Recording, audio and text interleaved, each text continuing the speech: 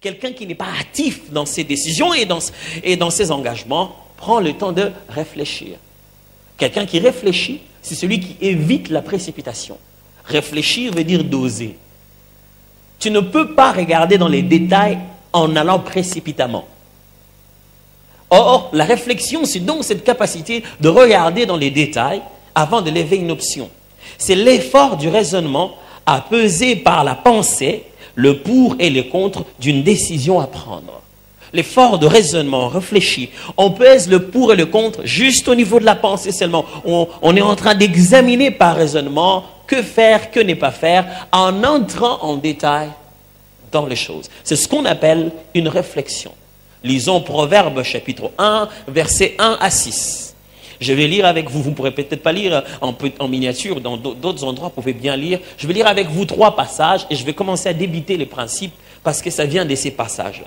Premièrement, Proverbe 1, 1 à 6.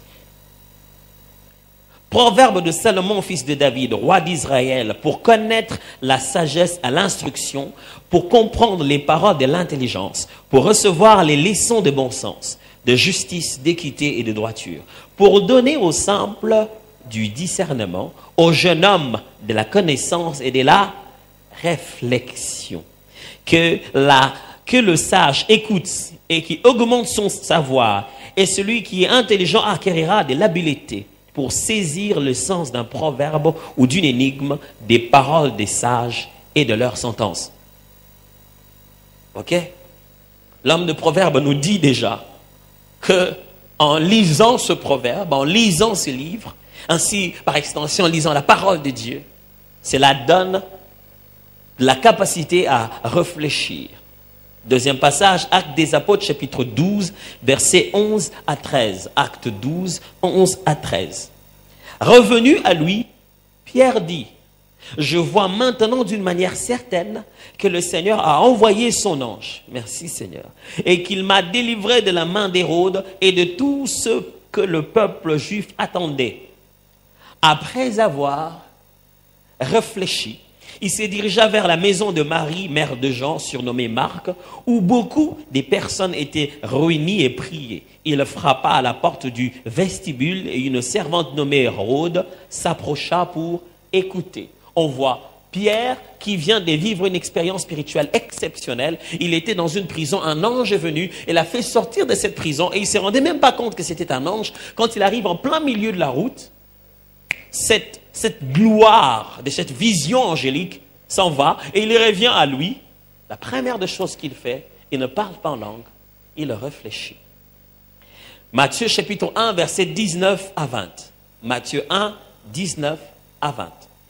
Joseph, son futur mari, était un homme bon et droit. Il ne voulut pas lui faire un affront public et l'exposer à perdre son bon renom. Je suis en train de lire la version Parole vivante. C'est pourquoi il se proposa de rompre discrètement avec elle sans en divulguer la raison.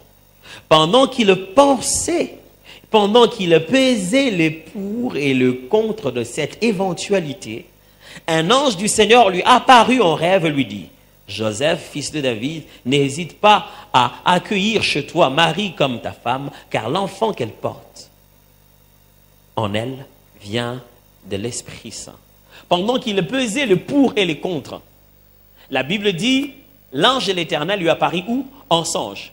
J'aimerais bien qu'on puisse lire le temps dans ce texte. La Bible dit, pendant qu'il pesait le pour et le contre, où? Dans un songe? Mais l'ange, lui, il apparaît où? Ça veut dire que peser le pour et le contre n'a pas été un exercice d'un seul moment.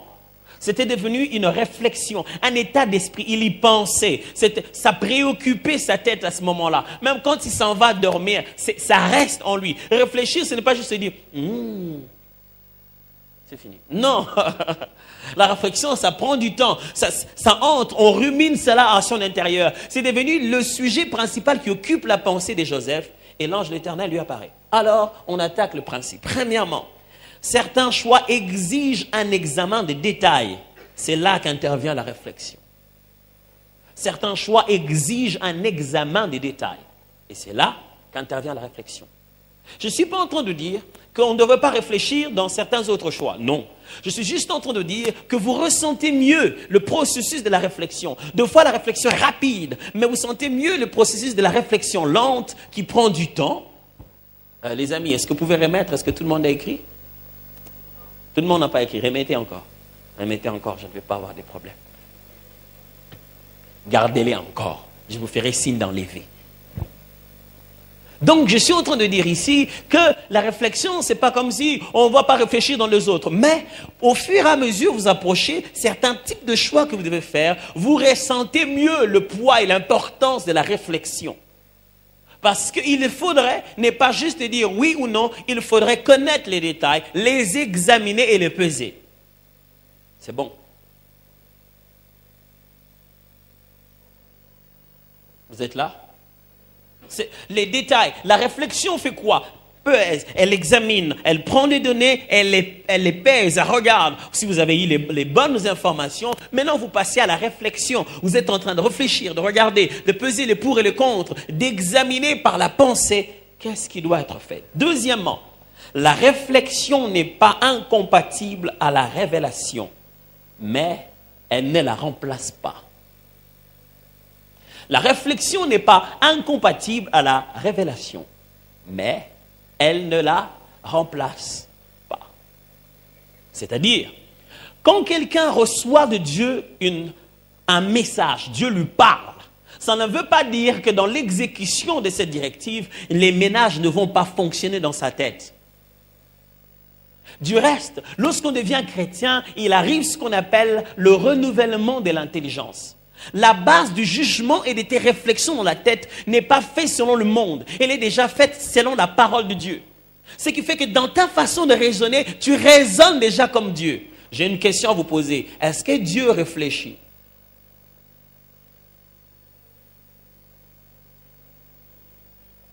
Hein? C'est une bonne question, hein? Est-ce que Dieu réfléchit? Il fait ses mains comme ça, non? Dieu décide. Il prend des initiatives, il dit entre A, B, C, D, je veux faire ceci. Il a même envoyé un jour à David une liste de propositions. Ok, toi-même choisis, je te frappe de ça, de ça. Dieu prend des décisions. Dieu a plusieurs choses qu'il aurait pu faire. Il lève des options. Il choisit de faire une chose.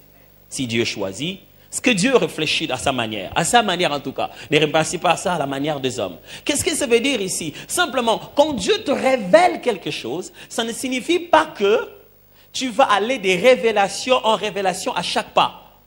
Une fois que la révélation est venue, cela va demander le renouvellement de l'intelligence en action.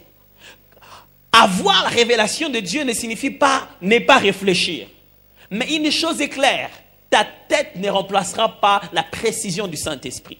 Tes diplômes ne remplaceront pas la netteté, la justesse de l'Esprit du Seigneur. À la place de recevoir la révélation, n'y mets pas la réflexion. Mais quand tu as reçu la révélation, ajoute-y de la réflexion. Quelqu'un me suit très bien. La Bible dit même que lorsqu'on a reçu une révélation, qu'est-ce qui doit se passer? On passe même par un processus, une forme de réflexion pour juger si c'était le Saint-Esprit. Voyez? On reste, quelqu'un me dit, Dieu m'a dit, Dieu m'a dit, Dieu m'a dit, la Bible dit, ne mettez pas foi à tout esprit, mais pesez, jugez, vérifiez si cela est réellement de Dieu. Mais là où il faut la révélation, la réflexion ne fera jamais le poids. Ne mettez pas votre tête en avant. Mettez votre tête après la révélation de Dieu. Soyez là derrière lui en disant, quand tu parles, je vais agir. Regardez dans la Bible, plusieurs choses sont claires. Dieu, par exemple, parle à Jonas. Il lui dit, je t'envoie à Ninive pour aller annoncer à ce peuple que je vais les détruire. Jonas dit, non, je ne veux pas partir. Il fuit, il veut aller par Tarsis. Il arrive, le bateau commence à s'agiter. Qu'est-ce qui se passe? Il est là à l'intérieur. On lui dit, mais bon. Il dit, moi-même je sais, le problème c'est moi. Jetez-moi seulement et puis tout va aller bien. Les gens, ils disent, non, non, non, on va mourir ensemble. Au début, regardez les textes de Jonas. Ils disent, non, c'est pas grave, donc on va gérer d'abord. Mais ils se rendent compte que, j'imagine, le jour où ils vont le jeter, il dit, bon, on aura essayé, hein. Vraiment. Au début, ils ont fait le choix de vivre ensemble, de mourir ensemble. Après, ils se sont rendus compte qu'il n'y avait pas moyen. Frère, ne couvrez pas ce que Dieu est en train de punir. Vous serez punis par sa punition. Plus vous gardez longtemps quelque chose que Dieu a chassé, plus vous gardez longtemps quelqu'un que Dieu a chassé, même vous serez chassé. Alors, qu'est-ce qui se passe? Ils se disent, non, non, non, ça ne va pas, papa. Hein? Comme tu avais dit, toi, mais tu avais proposé, non? Jette-toi dans l'eau. On le jette dans l'eau. Qu'est-ce qui se passe après? Le poisson là, il prie, le poisson va le vomir. Il se rend compte qu'il est à Ninive. Dieu n'a pas dit, entre dans la ville à droite, en marchant tout droit, commence à parler. Les matins, fait une pause, à partir de 12 heures, commence encore, monte. Non, vous voulez, nous, on veut toutes sortes de détails dans ce sens-là. C'est sa tête maintenant qui doit fonctionner. Je suis venu annoncer un message à Ninive. Je le fais où? Il y a plusieurs façons de faire la même chose, vous savez. Il aurait pu aller chez le roi d'abord et dire, roi, je viens de la part du Seigneur, j'ai un message pour ce peuple. Oh, vous imaginez, il a fait ça. Il est possible que son message ait été géré politiquement. Le peuple ne peut pas entendre ce genre de choses. Ça fait la peur au peuple. Maîtriser ces messieurs-là en attendant que nous-mêmes on vérifie. Lui, il est sorti comme quelqu'un qui sait que j'ai désobéi très longtemps. Il s'élève, il commence à parler dans la ville. Les gens commencent déjà à se repentir pendant que le roi n'est pas encore informé. Quand ça arrive chez le roi, alors le roi dit, bah, il n'y a pas le choix. Nous tous, on se met aux cendres, on se met à prier. Frère, Dieu se révèle à nous, mais il nous donne aussi par son esprit la capacité de réfléchir dans notre esprit pour pouvoir exécuter ce que Dieu nous donne. En leadership, on dit ceci, donne un ordre et réjouis-toi de le voir être exécuté à leur manière.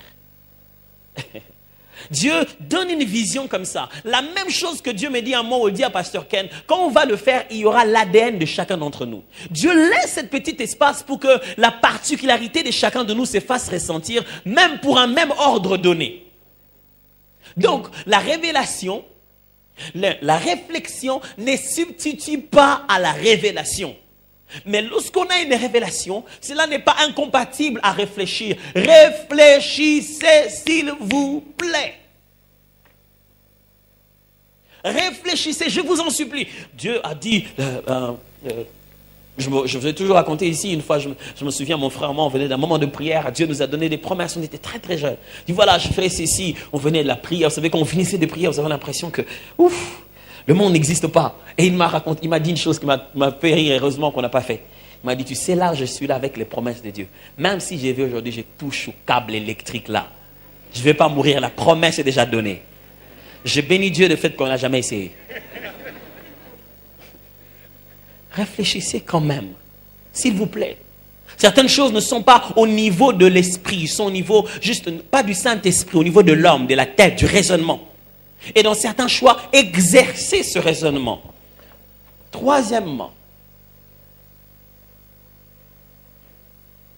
la Bible n'est pas contre la réflexion. Elle en est même la source. C'est ce que nous avons lu dans Proverbe. Proverbe dit que si tu lis ce que je suis en train d'écrire ici, ça va te donner, il dit au jeune homme, la connaissance et la réflexion. J'aime bien le fait qu'il cite une catégorie qui a beaucoup besoin de ça. Et la Bible dit, celui qui lit les proverbes, même au sage, ça va encore augmenter son savoir. À l'intelligent, ça va lui donner de l'habileté. Frères et sœurs, la Bible est là pour nous rendre encore plus capables de réfléchir. Je suis contre cette religion où les porteurs de Bible ont éteint les réflexions. Ce n'est pas biblique. Celui qui lit la Bible doit aiguiser sa réflexion. Ça doit devenir quelqu'un qui sait réfléchir. À force de lire les Écritures, à force de devenir enfant de Dieu, notre intelligence a été renouvelée. On doit devenir encore des gens spécialistes en réflexion. La Bible ne contredit pas la réflexion. Ah, vous êtes là, c'est en train de réfléchir. Il faut faire les choses comme dans la Bible. Justement, dans la Bible, Jésus, le roi de gloire, dit, lequel parmi vous, lequel des hommes, lorsqu'il veut construire une maison, ne s'assied-il pas pour évaluer, réfléchir, se dire combien ça va le coûter? C'est Jésus qui dit ça. La Bible n'est pas contre la réflexion, elle est même la source de la réflexion. La Bible dit dans 2 Timothée chapitre 3, n'est-ce pas, verset 16, la Bible dit, toute écriture est inspirée de Dieu et utile pour enseigner. Et j'aime bien comment il dit plusieurs termes différents en pédagogie. Enseigner, instruire, écrit pour éduquer, instruire. Les types de communication, les types de pédagogie ne sont pas les mêmes. Il y a la formation globale et il y a la formation intellectuelle. Quand la Bible dit l'écriture est inspirée pour instruire, ça veut dire c'est pour donner des informations de type intellectuel. Si tu lis la Bible, tu vas apprendre à lire même à l'école. Si tu prends le temps de regarder les mots difficiles de la Bible, tu vas devenir plus intelligent. Ma vie a changé le jour où je commençais à aimer à lire la Bible. Je pris la Bible, je commençais à lire la Bible depuis l'école. Quand je revenais de l'école, j'étudiais au collège Saint-Théophile, j'arrive, je mets ma Bible en français, Bible en lingala facile, Bible en français facile, dictionnaire de langue. Je médite comme ça. Aucune responsabilité à l'église, seulement ma relation avec Dieu. Frère, pourquoi vous attendez qu'on vous demande de prêcher? Alors, c'est là que j'ai découvert les mots difficiles, la bénignité, la bénignité. Toi, tu te passes ça comme ça, à la va-vite, la bénignité, le sol, la force. Et puis quand on dit, c'était quoi la bénignité? Ah, tu vois, c'est quelque chose de bien.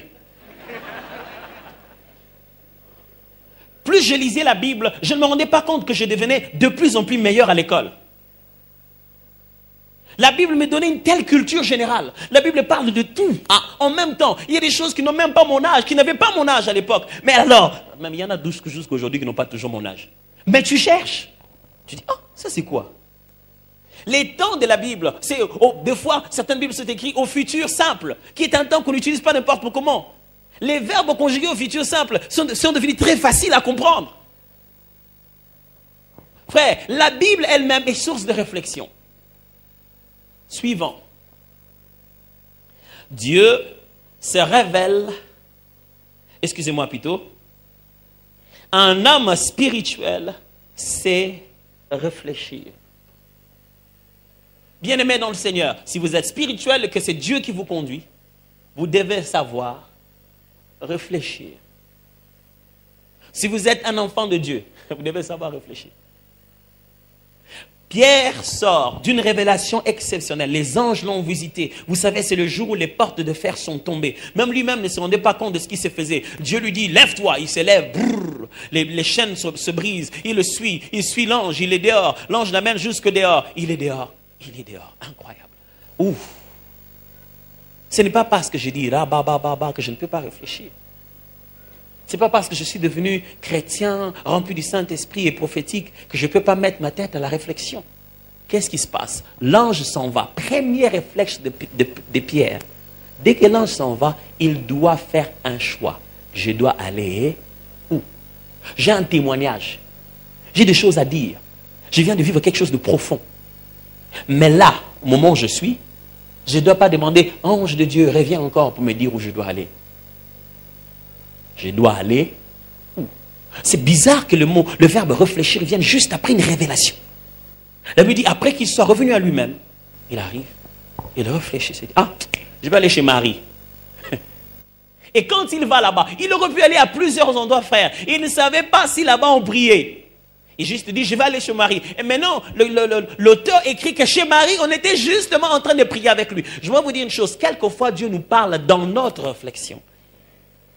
Ça va d'ailleurs suivre. Prochain principe.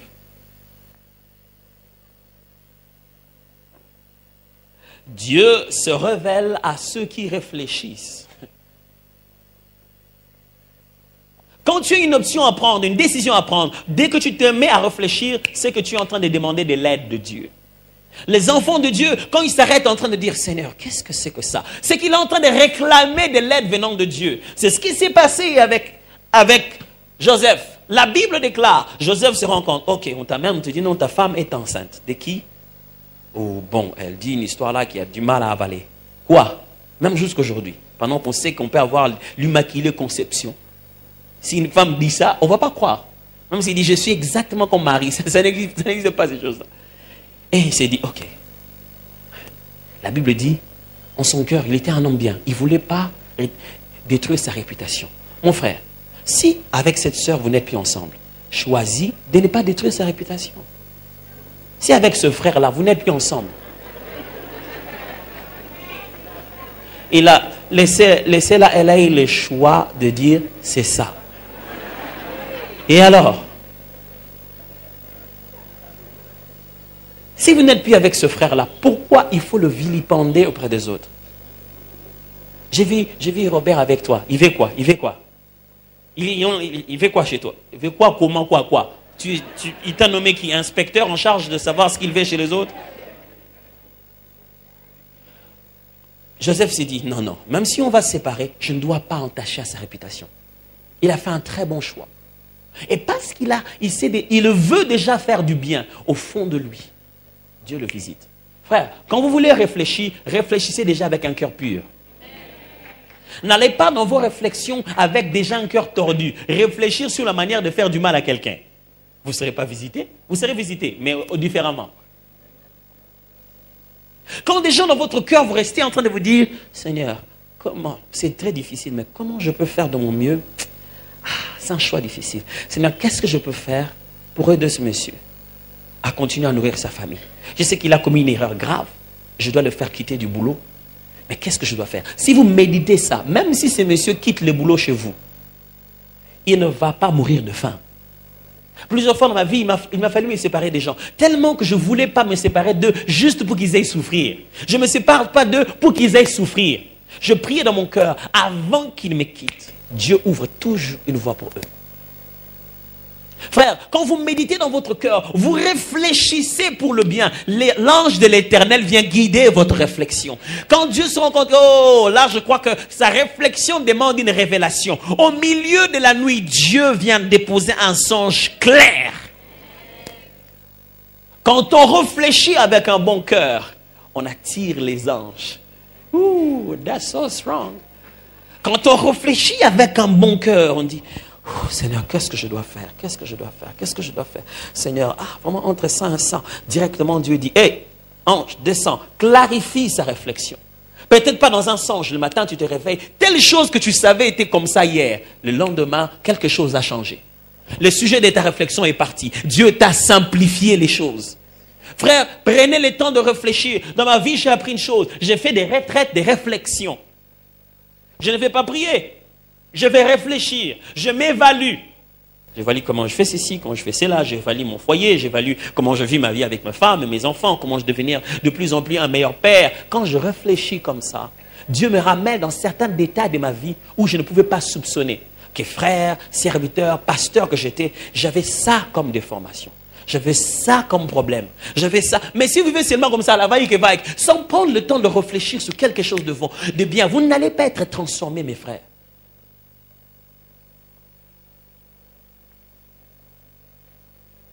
Deuxième point, reconnaître le chemin tout tracé.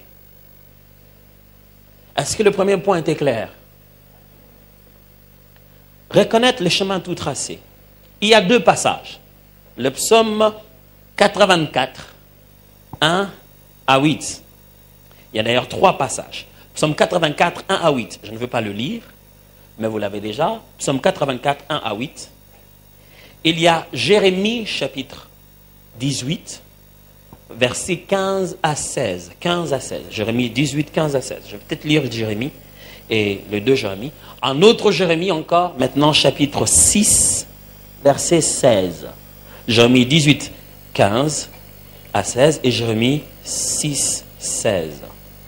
Le psaume que je vous ai donné au verset 5 dit « Heureux ceux qui placent en toi leur appui, ils trouvent dans leur cœur des chemins tout tracés. » Et le Jérémie que je viens de vous donner, celui chapitre 18, « Cependant mon peuple m'a oublié, il offre de l'encens à des idoles. Il a été conduit à chanceler dans ses voies, à quitter les anciens sentiers pour suivre des sentiers, des chemins non frayés. Ils ont fait de leur pays un objet de désolation, d'éternelle moquerie. Tous ceux qui y passent sont stupéfaits et secouent la tête. » Jérémie 6 dit, « Ainsi parle l'Éternel, placez-vous sur les chemins, regardez et demandez quels sont les anciens sentiers.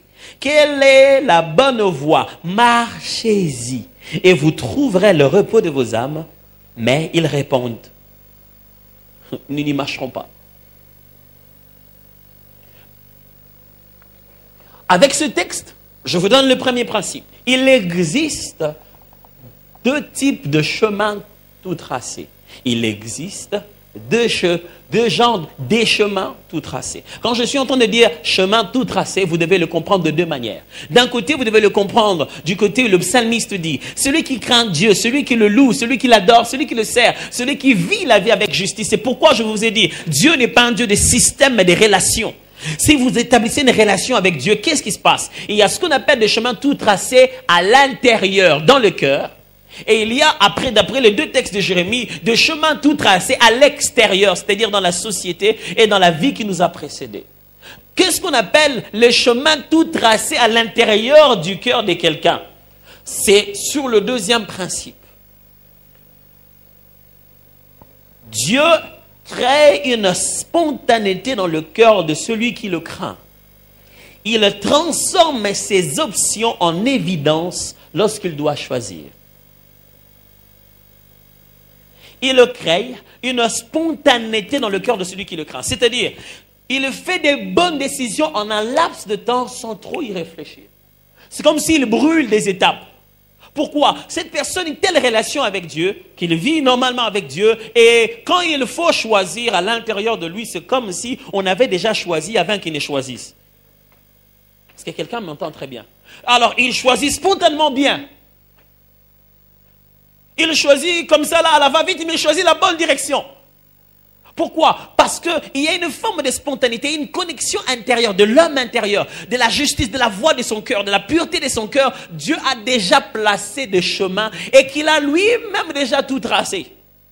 Il ne les reconnaît même pas lui-même, mais c'est là. Frères et sœurs, qu'est-ce que ça veut dire? Ça veut dire, quand quelqu'un place dans son cœur déjà la crainte de Dieu, la justice, il est déjà de la race de ceux qui disent la vérité. Un jour, il doit choisir, parce que la vérité est un principe déjà établi en lui, ça le guidera à choisir avec vérité. Vous êtes en train de me suivre là, très bien? Quand quelqu'un est rempli de mensonges à l'intérieur de lui, il y a déjà des voies qui sont tracées à l'intérieur. Il suivra la voie du mensonge.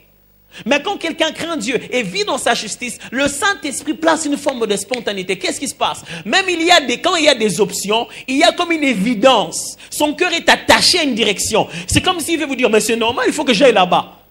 Mais tu ne vois pas les autres. Bon, oui, mais moi, je sais qu'il faut que j'aille là-bas. Tu sais ça comment? Je ne sais pas, mais je sais que je sais. Oh, j'aime quand je ne sais pas et je sais que je sais. J'aime quand la folie arrive au moment où Dieu met une conviction de manière certaine, sans aucune preuve technique, sans aucune preuve spirituelle, mais il y a un chemin tout tracé en moi. Quand des preuves sont là, on dit, vraiment, tu n'abandonnes pas papa. Laisse seulement, non? Tu vois, tu as déjà commencé ton truc toi-même, évolue seulement, laisse seulement. Hein? Toi seulement évolue avec ce que tu as déjà commencé. Ça marche déjà bien, laisse. Alors, au fond de toi, on se dit, ah, Dieu, qu'est-ce qu'il y a? Pourquoi c'est comme naturel. Vous savez, au fond de toi, tu te dis, il faut que j'aille à Dubaï, non? Je dis, ah non, Dubaï, me connaît aussi mbaté. C'est comme si quelqu'un t'avait déjà dit que toi, tu dois aller à Dubaï. Tu ne sais même pas d'où vient cette idée-là, mais tu es totalement convaincu que tu dois aller à Dubaï. C'est tout tracé dans la présence de Dieu. Vous savez quand est-ce qu'il trace ça? C'est à des moments où on dit, fais de moi tout ce que tu veux. Zouangaï, zouangaï. Alors vous subissez un tatouage interne. Oh. Un genre de tatouage interne. Dieu travaille dans votre cœur et il dessine. Et les moments où vous rentrez dans votre cœur, vous trouvez déjà un dessin gravé par la main de Dieu. Ici, toi, c'est campus. Après, tu vas vers le master. Tu trouves un chemin tout tracé. Ça t'impose même une direction de Dieu. Frère, alors, aimez la présence de Dieu, frère. Vous ne savez pas ce qui se passe quand vous vous adorez. Quand vous adorez Dieu, vous vous placez sur un lit d'hôpital, un lit des chirurgiens. Quand vous dites Zouangae, c'est-à-dire fais ce que tu veux. En ce moment, toi, tu chantes et dis ok, j'ai toujours na canne la rappel au lendo wana vanda wana. Pendant que toi, tu chantes, il est en train d'ajuster des choses au-dedans de toi. Pendant que tu l'adores en toute sincérité, tu n'es pas venu pour le pain, tu es venu pour lui. Écoutez-moi bien, la meilleure façon de faire des bons choix, c'est de faire de Dieu son premier choix.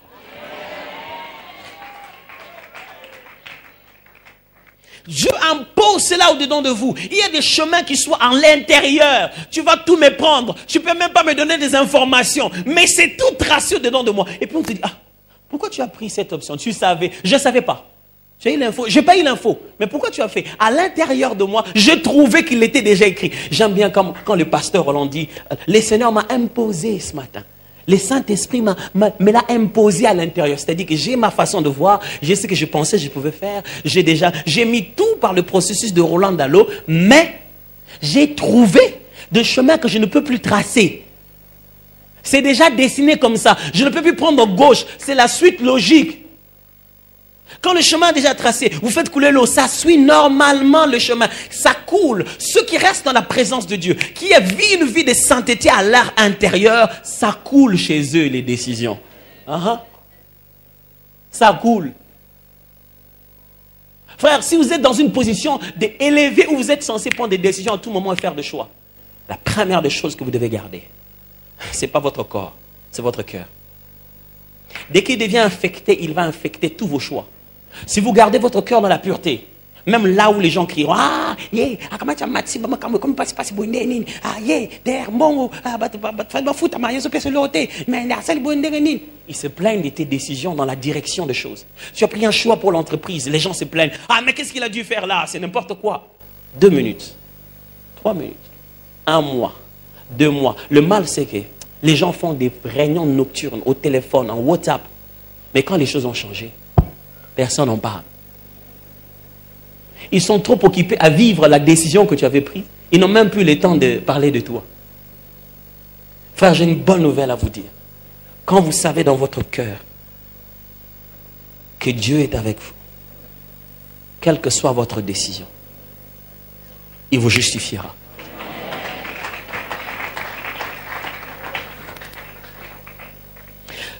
Troisième principe, c'est lui qui fait confiance à Dieu doit apprendre à faire confiance à celui que Dieu envoie. Ici, j'aimerais expliquer l'aspect du chemin tout tracé dehors.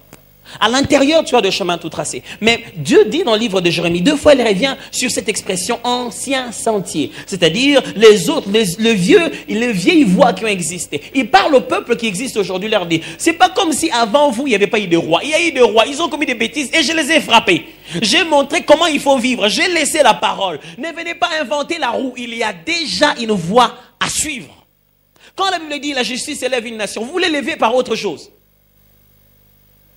Dieu impose dans nos milieux des voies, des personnes, ça va revenir tout à l'heure comme principe, qui sont déjà approuvées par lui, testées par le temps, reconnues comme étant meilleures. Il n'y a qu'à les suivre. Est-ce que vous avez déjà vu quelqu'un devenir grand sans bosser dur? Ça, c'est déjà un principe que Dieu a établi. C'est comme les lois de la semaille. C'est un chemin déjà tout tracé. Si vous ne s'aimez pas, vous ne récoltez pas. Si vous devenez de grand, vous devez travailler. Vous devez bosser dur, c'est comme ça. C'est un chemin tout tracé. Et c'est tracé à l'extérieur de toi, tu peux le voir. Et dans le livre de Jérémie, la Bible dit que le peuple a rejeté ses anciens sentiers. Qu'est-ce qui se passe? Le peuple est entré dans la désolation. Ils ont suivi des voies qui ne sont même pas encore frayées. C'est ce que Dieu dit. Ils ont suivi d'autres conseils. Ils ont fait d'autres choix. Mais ces choix-là n'ont pas de suite. Vous savez, vous pouvez choisir une porte, mais qui ne s'ouvre pas. Hein? Fico, cette porte, c'est l'autre. J'ai choisi celle-là, mais il n'y a pas de clé. On ne l'ouvre pas. Belle porte que vous avez choisie, mais ça ne va nulle part. Vous avez choisi une carrière. Et il paye 1200 et il me paye 1125 balles. Même le petit 75 là, ça, tout fait nombre. Vous choisissez 1200 sans avenir. Or, vous aurez pu choisir 1175 ou 125 avec une carrière professionnelle. Un changement de fonction, augmentation de salaire. Mais vous ne savez ça, vous ne savez pas ça maintenant. Il y a comme ça des choix, derrière lesquels il n'y a rien. Alors qu'est-ce qui se passe à ce moment-là? Il faut apprendre à faire confiance à Dieu, mais aussi à ceux qui l'envoient. J'aime ce que Jésus dit dans Jean 14, il dit, croyez en Dieu et croyez. Il n'a pas dit croyez en son Fils. Pendant que Jésus parlait, ce n'est pas à tout moment qu'il utilisait l'expression Fils de Dieu. Quand il dit croyez en Dieu, croyez en moi, il dit croyez en moi Jésus. Quand il dit croyez en moi, ce n'est pas le Jésus spirituel, l'esprit qu'on ne voit pas assis à la droite du Père. C'est le Jésus qui est sur la terre avec eux, à côté d'eux. Il dit croyez à celui que vous voyez là. Écoutez-moi bien.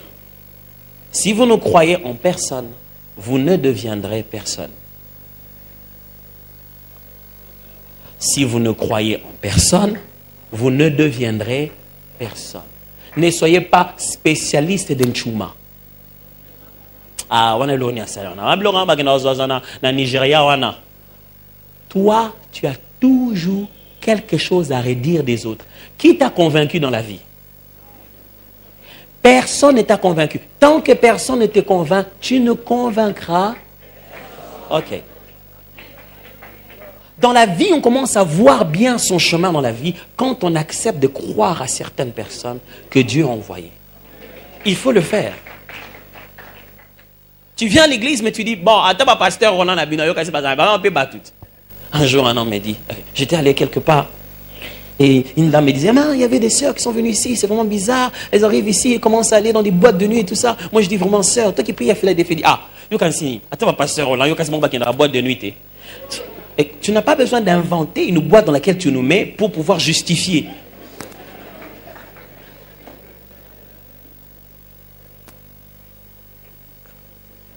Alors, vous tous qui racontez aux gens que nous allons aussi dans les boîtes, sachez que ça ne change rien. La réputation, c'est l'homme qui connaît. L'identité, c'est Dieu et les anges qui voient. C'est ce qui se passe au-dedans de toi. Si vous ne croyez pas à quelqu'un, si vous ne croyez pas que quelqu'un peut être un instrument de Dieu pour vous, si vous ne croyez pas que quelqu'un peut être utilisé pour vous aider dans votre choix, ça ne marche pas. Il y a des gens tout tracés. Ça n'existe pas, mais je dois vous le dire comme ça.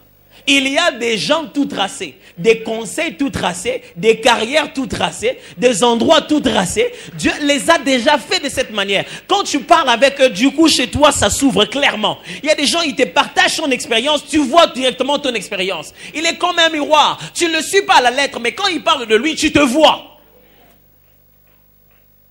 Quand il parle de ce qu'il a, tu te vois. Frère, si vous croyez en Dieu, croyez aux gens que Dieu vous envoie. Croyez aux méthodes et aux façons de faire que Dieu a laissées avant vous. Croyez à la route qu'il a laissée aux ancêtres. Je ne parle pas aussi aux ancêtres en termes de nos ancêtres. Je parle aussi de nos précurseurs. Ceux qui sont venus avant nous, frères. Les gens ont servi Dieu dans la droiture. Dieu s'est toujours souvenir d'eux. Si vous prenez le choix de servir un peu Dieu en public, et de servir un peu de l'alcool en bas, il y a aussi des chemins tout tracés pour ça.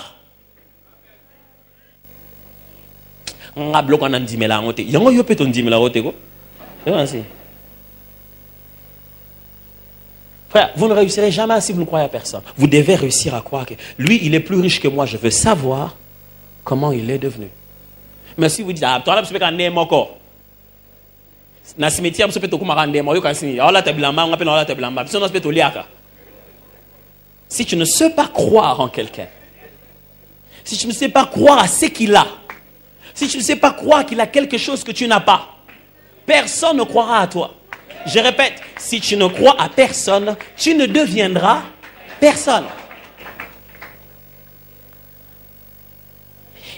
Dernière chose, donc, je répète seulement ce que je dis en tant que principe, il y a des hommes bien placés et des endroits déjà indiqués pour un meilleur choix. Il y a des choses que Dieu a déjà placées dans le parcours de gens qui servent de référence. Tous ceux qui sont passés par là te racontent la même histoire. Il te dit qu'il arrivera un moment, il faut faire ça. Il arrivera un moment qu'il y a ça qu'il faut tenir comme compte. Frère, ne néglige pas ça. Ne dis pas non, moi d'abord j'ai besoin d'abord d'une révélation. Mais à tous aïeux, au konunate. Oh, bazoye bisoke. Si quand ça la botan au konuna, bon pas kane ko zala pasi. Non, on est à histoire na bango nga. Yondo nunate. Ce sont des chemins tout tracés. Ça arrive à tout être humain. Il vaut mieux se prévenir. Quand quelqu'un qui est devenu vieux te dit, prépare ta vieillesse. Prépare-la. Et nous, le chrétien, nous n'aimons pas ce genre de chemin-là. Parce que c'est dans la nature. Parce que ça demande l'observation et la sagesse. Nous préférons juste un message prophétique avec précision de l'adresse et du lieu où on a évolué. Est-ce que c'est clair? Chapitre 4. Les choix de la destinée. Le premier choix de la destinée, c'est le choix de l'éternité. J'ai pris juste un principe par choix et je vais me le dire. J'ai résumé tout cela en un seul principe chaque fois. Il y a 3 types de choix qui sont très Très important. Pourquoi? Ils sont évalués par rapport à leur durée. Je commence par le choix qui restera avec vous toute la vie. Il y a des choix que vous faites, mais que vous ne vivez pas avec, qui sont loin avec vous. Mais il y a des choix que vous faites qui s'attachent à vous durant toute la vie. Et je mis cela dans l'ordre de leur présence à nos côtés ou du temps que cela prend. Il y a tel choix qu'on ne pourra jamais s'en passer durant toute son existence. Quand je parle d'existence, je ne vois pas que la vie avant la mort. Je vois la vie aussi après la mort. Il y a tel choix, quand une fois qu'on l'a fait, ça reste dans ta vie tous les jours. Tu es fâché, mais elle dort à côté de toi.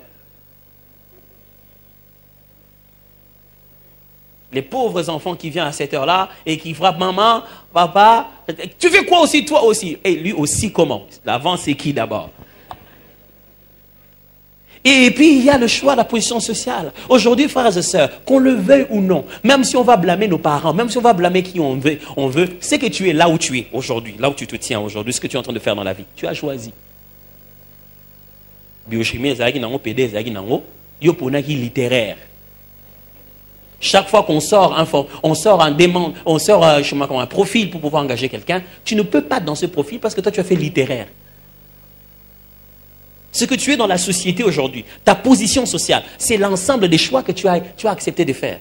Aujourd'hui, chaque fois qu'il y a une opportunité dans un coin, tu ne sais pas y répondre. Pourquoi? Le choix que tu avais fait t'a dirigé dans une seule direction. Et ça va rester avec toi, papa. Chaque fois qu'on aura besoin de médecin, toi en mécanicien, tu ne pourras jamais venir. Parfois que tu te dis, je suis mécanicien, je suis médecin de voiture. C'est un concept aussi. Médecin des hommes, ils s'habillent en blanc, ceux de voiture s'habillent en bleu. On peut toujours développer ça comme concept. Hein? Ça peut être le nom même d'une entreprise, la médecine de vos voitures. La chirurgie automobilière, la chirurgie. Ça peut se faire aussi. En fait, c'est ça en résumé ce que je suis en train de dire. Le choix de l'éternité, c'est quoi? Un seul principe. Il existe deux destinations éternelles et elles se choisissent maintenant. Le problème avec l'éternité, c'est qu'on ne choisira pas une fois dedans. Quelqu'un a dit, si Dieu n'existe pas, que j'ai été athée. Après la mort, je lui demanderai pardon de n'avoir pas cru. Oh, c'est ça que tu n'es pas bien informé. Après la mort, il n'y aura pas de pardon. Peut-être qu'il y a des gens qui croyaient ici. Quand tu vas te réveiller après la mort, il n'y aura pas de pardon. J'ai une mauvaise nouvelle pour vous, vous savez. On ne va pas te mettre quelque part en attendant, juste en train de dire, bon, attends ici, tu es dans un endroit. Dieu, à aucun moment, même après la mort ici, pendant que les noces ne sont pas commencées, à aucun moment, Dieu vous mettra dans un groupe ensemble, les justes et les méchants. Non. Il ne va pas vous mettre à un endroit ensemble et dire, vous tous attendez ici, et vous tous les justes et les méchants, attendez jusqu'à ce que ça va. Non. La différence commence déjà. Regardez comment l'un meurt et l'autre.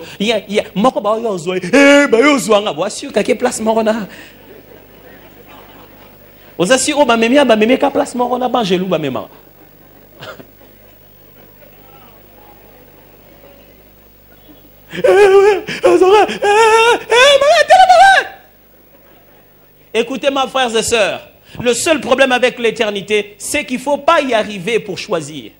L'éternité se choisit dans le temps. Il y aura deux destinations éternelles. Pour ceux qui pensent que si tu n'as pas craint le Seigneur, tu vas juste mourir, c'est trop facile. Quand Dieu allume un esprit, il ne l'éteint plus. C'est pourquoi même quand vous voyez dans la Bible, il n'y a nulle part où Dieu décide d'éteindre le diable. Quand Dieu allume un esprit, il ne l'éteint plus, il reste. Il est la seule source capable d'éteindre un esprit. C'est seulement lui. C'est pas quand un esprit quitte encore que ça veut dire que l'esprit n'existe plus. L'esprit existe. Et voilà ce qu'est l'évangile. L'évangile dit, après toute cette vie, il y a une autre vie après ça, où nous allons vivre éternellement. Nous serons toujours là. Mais il y a deux façons de vivre. Un esprit, même quand il est immatériel, il peut être tourmenté. Vaut mieux encore être tourmenté dans son corps que d'être tourmenté dans son esprit. Et la Bible dit qu'après cela, selon les choix qu'on aura fait ici, aujourd'hui, dans nos vies de tous les jours, il y aura une place réservée sur ces choix. Si vous ne connaissez pas les conséquences des choix, il y en a au moins un ici qui est clair.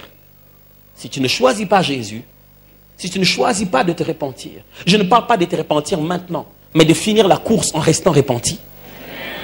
Si tu ne choisis pas cela, de l'autre côté, on ne choisira pas. Frère, le jour il reviendra, deux côtés à partir, mais il n'y a plus de choix. Tu viens comme ça, dis, oh, bon, moi je pars là-bas. Je dis, vas-y. Je regarde, oh, mais comment moi ça n'entre pas? Pourquoi moi je n'arrive pas à entrer? Pourquoi je n'arrive pas à entrer? On dit, bon, ok, je vais te montrer ta vie. Je te montre la vie. Tu vois, c'est moi à l'église, à Philadelphie, chez le pasteur Roland. J'étais là. On te montre ton cœur. Pendant que moi je parle de l'évangile, avant de venir ici, tu as falsifié un document. Et après tu nous diras que Dieu t'a béni. Tu venais à l'église, tu vivais tout bonnement. Écoutez-moi, ce n'est pas l'inscription, ce n'est pas la carte de membre qu'on montrera aux anges le jour de l'éternité.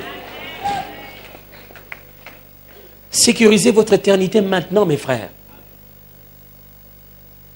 Deuxième principe, qui est lié justement au deuxième choix, le choix du conjoint.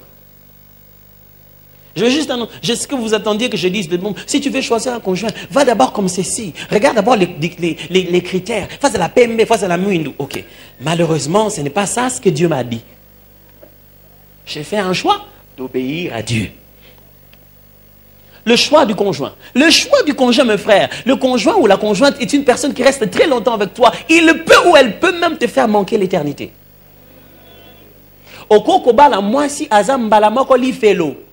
C'est-à-dire que, avec toi, on n'a plus besoin qu'elle y fait l'eau. Aux anneaux, déjà, on a lui fait l'eau. Au samba d'entraînement.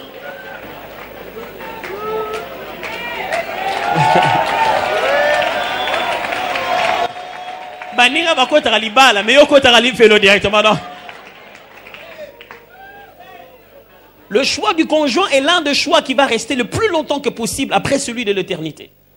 On ne le fait pas à la va-vite. Mais écoutez-moi, chaque choix est lié au temps. Il y a tel un temps où le choix n'est plus approprié. Je dis ceci. Chaque fois qu'il faut choisir, il y a la meilleure période pour le faire. Quand vous sortez de là, le choix devient beaucoup plus difficile. Quand vous faites ça avant cela, vous aurez des conséquences. Alors, quand c'est la période où vous devez vous marier, ne vous dites pas, bon, j'ai tout le temps, hein, moi je veux quand même faire un peu d'argent. Ok, je vais faire quand même un peu d'argent, c'est bon. Jusqu'à ce que tu vas te retrouver qu'on t'avait déjà épousé par une autre jeune fille, mais tu ne comprends pas quelle est votre relation.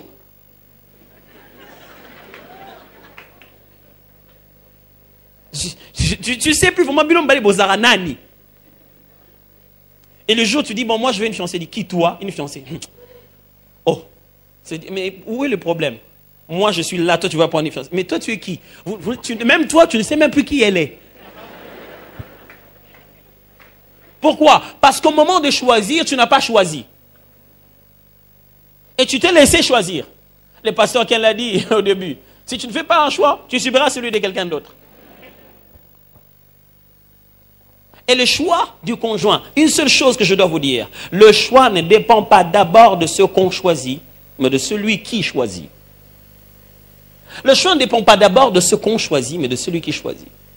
Très important à comprendre. C'est-à-dire, quand j'arrive, je trouve deux chairs. Cette chair en bois, très bien présentée, et une autre chair peut-être en vitre. Le choix n'a rien à voir le fait que cette chair est en bois et l'autre est en vitre. Le choix a à voir d'abord avec ce qu'Atoms aime. Ok? Si Atoms ne comprend pas bien ses besoins, il ne pourra pas choisir. Si vous entrez dans un magasin, je dis un vrai magasin, quoi, là où vraiment vous êtes un client, pas là où on a envie de vous chasser quand vous entrez. Non, je ne parle pas de ça. Je parle de là où quand vous entrez, on vous dit comment puis-je vous aider. Ouais, c'est ce vrai magasin là, ok? Voilà. Dès que vous entrez, on vous dit, qu'est-ce que vous voulez? On dit, non, j'aimerais bien m'acheter quelque chose pour la fête. Il ne va pas directement aller prendre quelque chose et dire, prends. Il va continuer à te questionner. C'est quel type de fête? Ah, c'est une fête de mariage. Ah, vous voulez vous la jouer comment? Comment vous vous sentez? Il n'y a pas de choix. C'est toi qui est en train de lire. Quand il t'aura bien compris, il voit directement l'habit qui va avec ça. Chaque choix est lié à un profil. Et ce profil-là est dans celui qui choisit. Et les gens passent beaucoup de temps à se demander qui ils vont choisir pour se marier. Et ils ne prennent jamais le temps de savoir qui ils sont eux qui doivent choisir. Et c'est ça le grand problème. Les gens finissent par choisir, mais ils ne se sont pas connus eux-mêmes. Avant le banana tobala, miyeba papa. Tu viens, tu dis, bon, écoute, je vais te faire la faveur de devenir ma femme. Puis je dis, papa, tu es orgueilleux? Je dis, non, mais qui, moi, orgueilleux? Tigara, tigara, Tobal, la te, tigano. Ozoye, même pas causa l'olendo. Frère, sœur, si vous voulez épouser quelqu'un qui ne s'est pas bien compris, n'osez pas. N'osez pas. Pourquoi? Parce que c'est la mauvaise image qu'il a de lui qui a créé ton image à toi. C'est clair dans la Bible. La femme est sortie de l'homme, mes frères. C'est comme ça que se passe le choix de conjoint. Ça sort de moi. Nadège, c'est moi au féminin. Non, il ne faut pas dire ça. Ok, ça va. C'est-à-dire que je regarde à Toms, je regarde ce qu'il a et ce qu'il manque. Je connais à Toms, je connais son présent, je connais son avenir. Je sais ce qu'il aime, je sais ce qu'il est. Ce qui donne l'impression d'être, mais ce qu'il est vraiment. Vous savez, dans le mariage, vous êtes vous. Si tu me donnes l'impression que non, toi tu sais résister à la fin, mais chez toi à la maison, tu vas être toi-même. Un ami me disait, il arrive chez sa sœur et il trouve son beau-frère fâché. Il dit, qu'est-ce qu'il y a? Il dit, naïveté. Chaque fois que les enfants préparent, on mange vite. Mais quand ta grande sœur prépare, évite à l'embarras, banga, Tony. Mais c'est peut-être un chef d'entreprise. Hein? Allez chez lui, à l'entreprise. Chef, excusez-moi, je n'ai pas encore mis la tasse de thé. Non, c'est pas grave. Nandak. Alors, si tu te trompes, tu crois que tu es l'homme en veste et les dimanches ici. Tu crois que tu es la concordance de tes habits. Tu crois que tu es la jeune fille que tu penses que les autres pensent que tu es. Tu vas mal choisir. Pourquoi? Parce que les gens se marient mal parce qu'ils veulent associer deux images et non deux personnes. Le mariage, c'est 3 plus 3 qui font un. C'est un mariage d'esprit, d'âme et de corps. C'est une combinaison de ces 3 choses. Et quand une personne ne comprend pas très bien qui elle est vraiment, sa véritable identité, c'est parti. Vous allez faire une bombe. Frère, le plus grand secret dans le choix du conjoint, c'est celui-là, frère. Ça n'a rien à voir avec le critère. Qu'est-ce qu'il a, qu'est-ce qu'il n'a pas.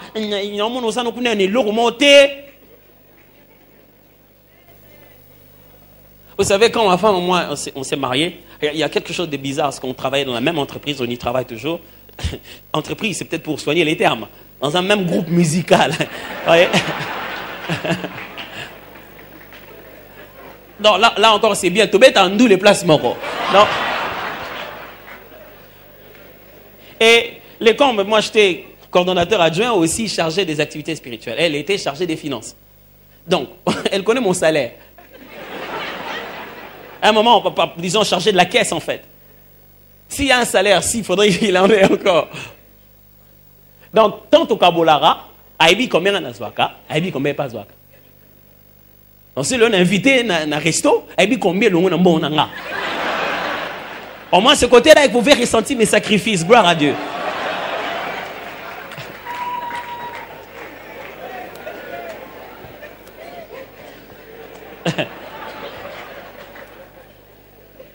Alors, qu'est-ce qui se passe à ce moment-là? Elle sait qui je suis. Mais je lui dis, bon, ma soeur, voilà. Vous avez compris. Ça, non, ça, j'avais prévu ça pour l'épouser. Si je sors, c'est encore juste d'épouser beaucoup de gens. Donc, c'est utile seulement une seule fois. Donc, je lui dis la chose. Et elle me choisit. Elle accepte de faire son parcours avec moi. Où est-ce qu'elle a trouvé l'effort? C'est pas en moi. Ça faisait plus de 6-7 ans qu'on était ensemble en tant que Gaël et tout. Non, c'est en elle. Je dois ressembler à elle demain. Je dois ressembler à ses promesses du lendemain. Je dois ressembler à sa personnalité. Je dois ressembler au complément qui lui manque. Se connaissant elle-même, se dit, moi, je pense qu'avec lui, ça va aller. Mais avec lui, ce qu'il est maintenant, non. Non seulement ce qu'il est maintenant, les traits de sa personnalité. Dans les mariages, il y a toujours des choses que vous acceptez et d'autres que vous tolérez. Le mariage est un ensemble de compromis. Vous allez vous efforcer d'échanger quelqu'un 10 ans durant, il ne changera pas, tu mon lobby bon. Allez chez les mariés, des gens qui sont sérieux. Il va se dire, c'est-à-dire que c'est un domaine qu'elle a essayé d'échanger pendant de longues années.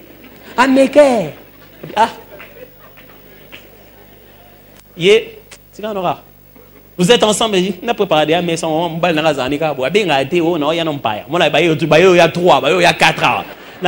déjà bon. Bon, le temps que vous puissiez comprendre que le mariage arrive à ce compromis, vous allez vous battre. Mais si c'est la bonne personne, c'est directement lié à vous. Vous allez supporter ça. Quand vous n'arrivez pas à supporter quelqu'un, c'est que vous ne vous connaissiez pas. Alors, chers frères et sœurs, chers jeunes, vous qui n'êtes pas encore mariés, vous qui êtes sur le point de choisir, connaissez-vous vous-même? Qui est-ce que vous êtes réellement? En terminant aujourd'hui, je m'aimerais juste vous dire un dernier principe pour vous dire le choix de l'identité sociale. On est dans la société le résultat du nom qu'on hérite, des études que l'on fait et du milieu où on vit. On est dans la société. S'il vous plaît, on est dans la société. Next slide, please. Do you have the next slide or not? Le principe n'est pas là-bas. Voilà. On est dans la société, le résultat du nom qu'on hérite, des études que l'on fait et du milieu qu'on vit. Aujourd'hui, dans la vie, quand tu passes, on doit te respecter, te connaître et t'aimer. Avoir ton identité sociale, qui est-ce que tu es? Voici quelques 3 facteurs, il y en a plusieurs, j'en donne que ça, qui font ça. Aujourd'hui, dans la société, tu as la place du nom que tu as hérité.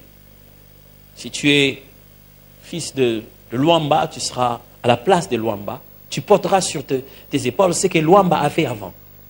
Là où on se fâche de Luamba, on se fâche de toi. Tu es ennemi de ceux qui sont ennemis de Luamba. C'est un exemple, pasteur, ça n'a rien à voir. Hein? C'est pas comme si je me venge parce que tu m'appelais moi Nampaté. Non, il n'y a rien à voir. Mais ce nom te colle et te positionne dans la société. C'est-à-dire que ce nom, Bernadette Angwalima. Angwalima. Même au Bongwana, aux akan intercession, on a don à prophétie. Comme nous Angwalima, to zio malamoko to kazeyo.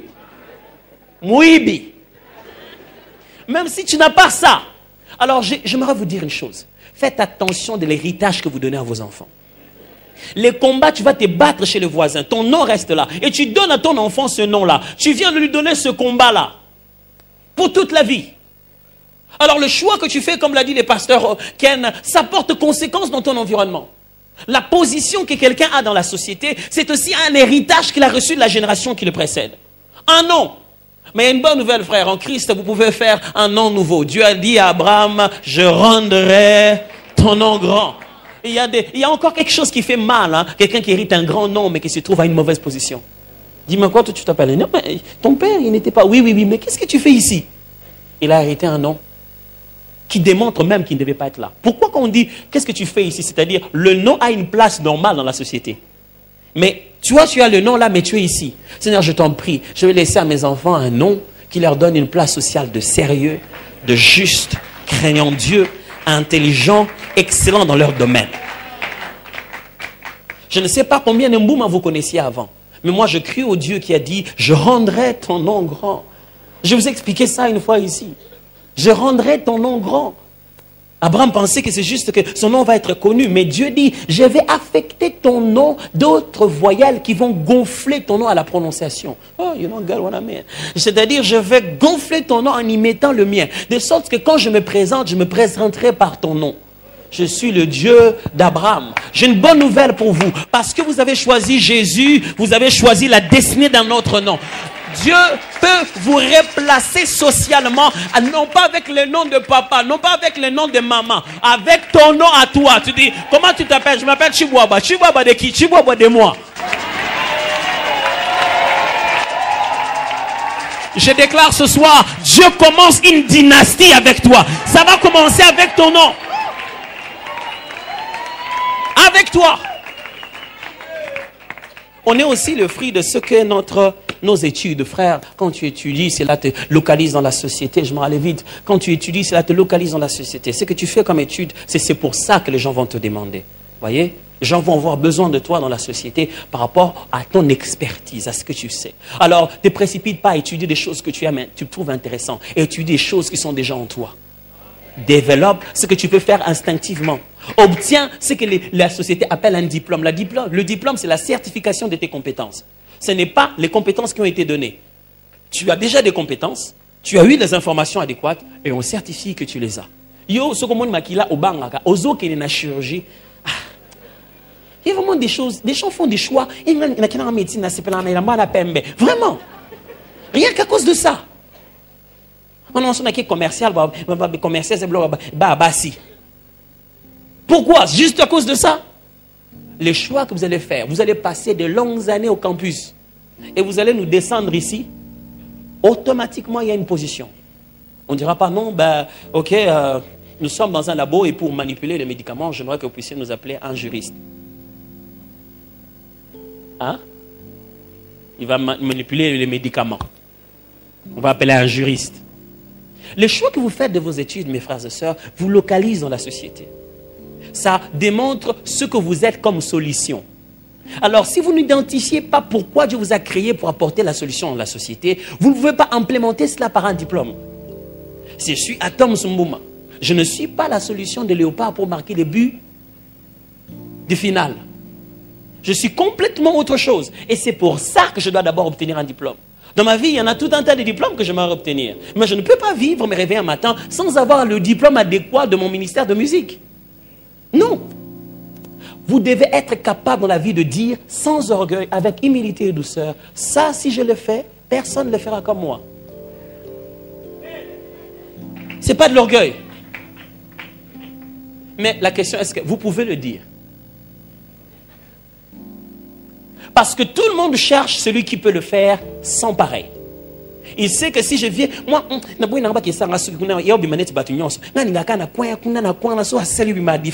le monde va être différent en allant au même endroit même. D'où vient la différence? Ce sont tes mains.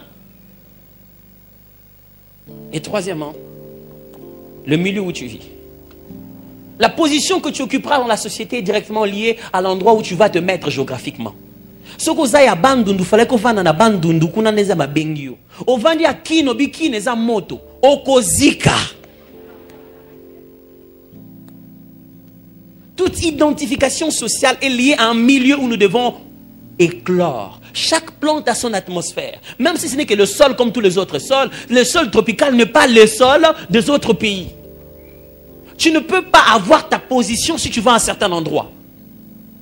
Il y a des gens qui devraient être en Europe pour éclore. Gloire à Dieu. Il y en a d'autres qui ne devraient pas y être. Ici, on t'appelait maître ceci, maître cela. Là-bas, on t'appelle autre chose. Tu es devenu qui? La position que tu avais ici socialement, c'est perdu. Pourquoi? Tu as changé le milieu où tu es allé rester. Les milieux qui nous entourent favorisent l'éclosion de ce que nous avons. Si tu choisis mal le milieu, comme je l'ai dit, tu choisis déjà mal la provision qui doit t'accompagner. Tu es où? Où es-tu censé être? Non, moi je vais aller vivre chez mon oncle là, lui il a beaucoup d'argent, il va s'occuper de moi. Juste aller vivre chez ton oncle. Mais tu es allé au mauvais endroit. C'est bizarre de ce que les chrétiens s'hasardent en matière de localisation géographique. Ils quittent ici, ils vont là-bas. Oh non, pasteur, j'ai déjà entendu ça. Pasteur, priez pour moi, on veut nous affecter. Ah, Maïndombe, moi je n'aime pas Maïndombe là-bas. Qu'est-ce qu'il y a? Là où il n'y a rien. Là où il n'y a que les restes. Ceux qui partent avec Dieu ont fait le bon choix. Qu'est-ce qu'il y avait à part ce que l'autre avait choisi? Il n'y a jamais eu deux choix. L'autre a fait son choix et le reste là, les Dieu peut vous envoyer là où personne pense qu'il y a de l'or. Vous allez là-bas, vous devenez le plus riche de tout le monde. Là, votre position sociale va se révéler. Chaque position, chaque identité sociale est directement liée à un milieu. Ici, tu peux être là où les gens des 80, des 60, des 90, toi tu es toujours des 50 quelque chose. Mais ne dit-on pas qu'il y a des bornes qui sont rois dans le royaume des aveugles? Quand tu vas chez les aveugles, ta valeur se manifeste. Mais quand toi tu n'es que chez les gens qui voient, tu as l'impression que tu es le moindre d'entre eux. Frères et sœurs, je vais vous dire, chacun de nous a sa valeur liée à son milieu. Tu risques de te battre avec des géants. Or, tu es un géant de fourmis aussi, toi. Il y a des gens qui te voient comme une fourmi, mais il y a des gens que tu vois aussi comme fourmis. Alors, si tu veux vivre la vie des géants, cherche le royaume de tes fourmis que tu dois devoir diriger. Si tu ne te localises pas très bien, dans quel domaine, dans quel endroit physiquement tu dois être, dans quel milieu tu dois rester, tu ne verras pas clairement apparaître ton identité sociale. Est-ce que j'ai été suffisamment didactique? Est-ce que j'ai enseigné suffisamment? Alors, je n'ajouterai pas 2 minutes, je n'ajouterai pas 3 minutes. Je vais juste prier. Alors, tenez le voisin, je vais juste prier. Ne vous levez pas, je prie, on a fini, on s'en va. Le dimanche, quand on se rencontre ici, on se met à prier. Ah, j'aimerais dire à quelqu'un, ce dimanche ici, ça ne sera pas comme les autres dimanches. Si tu choisis de venir ce dimanche avec un cœur différent, tu vas vivre un Dieu différent. Frère, j'aimerais vous dire, le Dieu, Jésus, on le combattait parce qu'il avait ramené les miracles au sabbat. Le dimanche, c'est le jour où Dieu fait des miracles. Tiens bien ton voisin, j'aimerais prier. Et j'aimerais que tu restes attentif à cette prière. Seigneur Jésus, 5 jours durant, on nous a appris comment choisir. Il y a beaucoup de choses pour lesquelles choisir. Il y a 2 contrats devant nous. 2 carrières qu'il faut suivre. Il y a comme en nous des jumeaux. Lesquels sortir avant. 2 lieux où il faut aller. Comment lever l'option. On a appris tout un tas de principes ici. La meilleure que nous retenons, c'est Dieu n'est pas un Dieu de système, mais de relations. Seigneur, je te prie, attire mes frères et sœurs dans ta présence pour que tu fasses ce tatouage interne de chemin tout tracé. De fond, on n'entendra pas une voix, on n'aura pas une prophétie. Mais à force de rester dans ta présence, on ressent les battements de ton cœur. On se réveille un matin, on se dit, j'irai à l'est, parce que le cœur de Dieu va à l'est. Je te prie, Seigneur, après ce séminaire, les types de choix que ton peuple va faire soit un choix exceptionnel. Frère, j'allais m'arrêter là, mais je le sens me dire. Et si une destinée devait être choisie ce soir? Tu es venu ici ce soir en te disant, pasteur, je vais aller suivre un peu ce qu'on dit là-bas à Philadelphie. Mais l'éternité s'est choisie maintenant. Juste là où tu es, dis, pasteur, j'aimerais donner ma vie à Jésus. Je vais fixer tout maintenant et ne pas attendre. Je ne savais pas qu'on ne demandera pas pardon de l'autre côté, que tout doit se faire ici. Je vais me régulariser et obtenir mon éternité maintenant. Je vais donner ma vie à Jésus. À vous, je vous demande, là où vous êtes, lâchez la main du voisin. Prenez ce que vous avez. Carnet, quoi que ce soit. Levez-vous. Demandez permission. Avancez vers moi ici. Tout à l'heure, quand j'ai redit Amen, Amen, on va s'occuper de toi. Viens, viens juste ici, viens vite. Que tu sois à Lisanga ou que tu sois, viens vite. Aujourd'hui, ton éternité est en train de s'écrire, frère. C'est maintenant qu'on choisit l'éternité. Tu auras beau choisir la femme, tu auras vécu dans la joie avec ta femme. Mais après, je ne voudrais jamais que mes enfants manquent le ciel. Je ne voudrais jamais que ma femme manque le ciel. Tu auras été un grand spécialiste, tu auras été honorable, mais l'éternité après. Tu veux donner ta vie à Jésus? Prends juste ce que tu as mené, parce que tu ne vas plus rentrer là-bas. Quitte, demande la permission aux amis, passe, viens, approche-toi. Il n'y a pas de honte à ça. Tu as fait un très, très bon choix. Approche, viens ici devant, viens pendant que je prie. Viens, nous allons rendre grâce à Dieu pour toi et te montrer les choses par lesquelles tu seras sauvé. Viens, nous allons faire cette prière avec toi tout à l'heure. Viens là où tu es, il est là où tu sois. Viens vite. Père éternel, je t'en supplie, je te prie. Que Philadelphie soit reconnue à cause de la qualité des hommes et des femmes qui choisissent bien. Partout où c'est bien d'aller, partout où c'est bien de se retrouver, toutes les options qui sont bonnes à prendre, je déclare que c'est cela ton partage au nom de Jésus. Je déclare ce soir, tout ce qui amenait une confusion, qui semblait être pareil et qui te faisait des hésitations pour choisir. L'esprit de discernement descend sur toi ce soir. Je déclare tout ce qui te rendait la réflexion difficile, ce qui était voilé. La lumière de Dieu vient et tu reconnais qu'est-ce qui est vrai et ce qui est faux. Je déclare ce soir, les tests dont tu avais besoin pour comprendre si c'est lui ou pas lui, si c'est là-bas ou pas là-bas, Dieu fait faire ces tests et cette nuit, il te donne un résultat clair. L'Esprit parlera et interprétera pour toi. Quand tu verras dans un songe, ce ne sera pas comme avec des énigmes. L'ange de l'Éternel te visitera. Quand ce sera une voix qui monte dans ton cœur, ça sera sans confusion. Je déclare, ton peuple ne sera plus jamais dans la confusion. Je déclare, ton peuple ne sera plus jamais dans la confusion.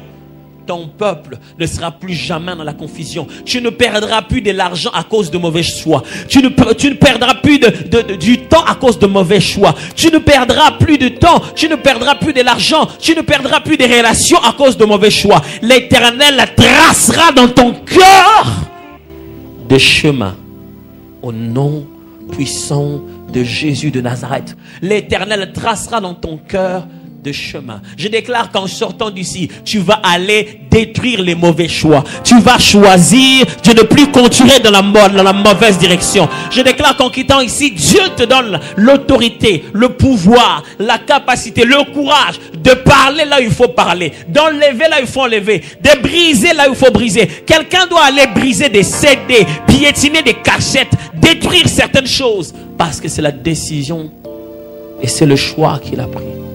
Ok, une nouvelle saison vient de commencer. Une nouvelle saison vient de commencer dans ton entreprise. Une nouvelle direction vient de s'ouvrir. Je déclare sur toi les bénédictions de Philadelphie. Voici, j'ouvre devant toi une porte que personne ne peut fermer. Au nom puissant de... Amen.